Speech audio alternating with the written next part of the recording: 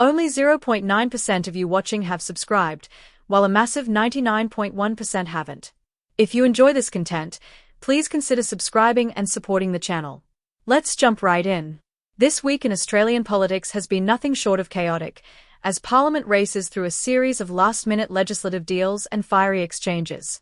Amidst this frenzy, Prime Minister Anthony Albanese is pushing forward with key policies as he prepares to trigger an election early in the new year. However, the process hasn't been without drama, with senators and political figures clashing over the pace and nature of these legislative maneuvers.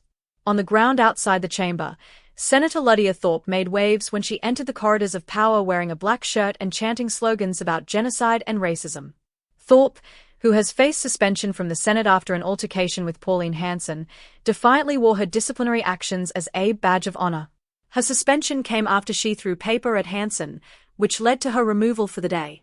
Despite her suspension, Thorpe continued to speak out, accusing Hanson of being a regular provocateur with racially charged comments. Thorpe's interruption of proceedings, even after her suspension, emphasized her relentless stand on racial justice, making headlines across the nation. Inside the Senate, the tension continued to rise. Independent Senator Jackie Lambie launched a blistering attack on the Albanese government's push to pass a record number of bills in a single day. Lambie, no stranger to fiery rhetoric, condemned the Labor government's attempt to rush through over 40 bills in one fell swoop, describing the process as undercooked and raw to the bone. Her passionate remarks reflected widespread concern over the government's hurried legislative agenda, with critics questioning the safety and fairness of pushing through so many bills in such a short time frame. The controversy reached its peak on Thursday when the government tried to introduce a guillotine motion, a parliamentary procedure that imposes strict time limits on debate, to fast-track legislation. This move was intended to speed up the passage of bills before Parliament adjourned for the year.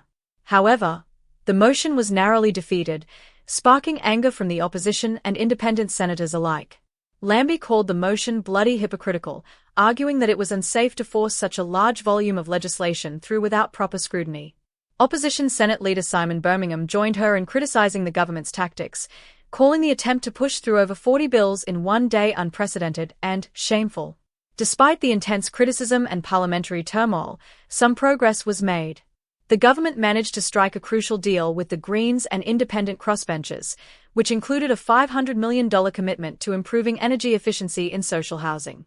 In exchange, the Greens agreed to support several of Labor's key policies, including the Future Made in Australia bill, which aims to encourage investment in public housing, and a governance overhaul of the Reserve Bank of Australia. This deal was seen as a significant win for the Albanese government, providing a much-needed boost as they prepare for the looming election. The deal also included provisions to ensure that the Future Made in Australia legislation would not be used to support fossil fuel projects. Additionally, the minimum lease length for the build-to-rent program will be extended from 3 to 5 years, addressing concerns raised by the Greens over housing affordability and long-term stability. The Albanese government also made progress on other key pieces of legislation. In a major development, the government secured bipartisan support for a ban on social media usage by individuals under the age of 16, a policy designed to protect young people from harmful online content. Additionally, several hardline immigration bills were passed with bipartisan backing, signaling broad support for stricter immigration measures. Despite these successes, not all bills were given the green light. Some policies, including reforms to political donations and electoral spending, as well as an increase in the tax rate on large superannuation balances, were shelved for the time being.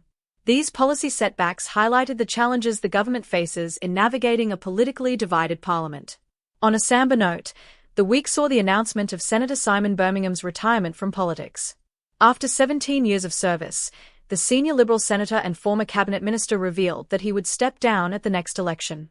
Birmingham, who has served under 7 different prime ministers, reflected on his career with a mix of gratitude and regret, acknowledging the challenges faced during his tenure. He also made a point of warning against the rise of populism and divisive tribalism, which he believes threaten to undermine Australia's political landscape.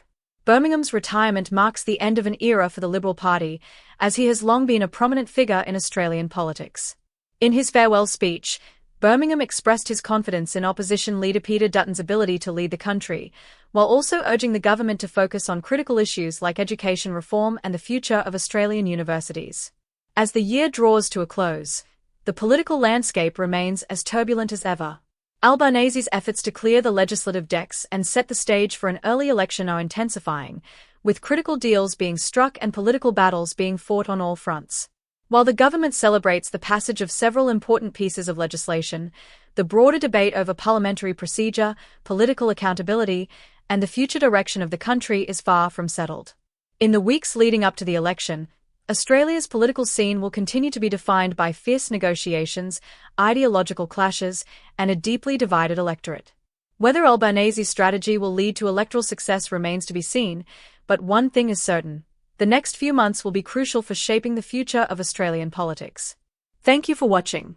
If you found this video insightful, don't forget to subscribe and hit the notification bell to stay updated with the latest news. Your support helps the channel grow. See you in the next one.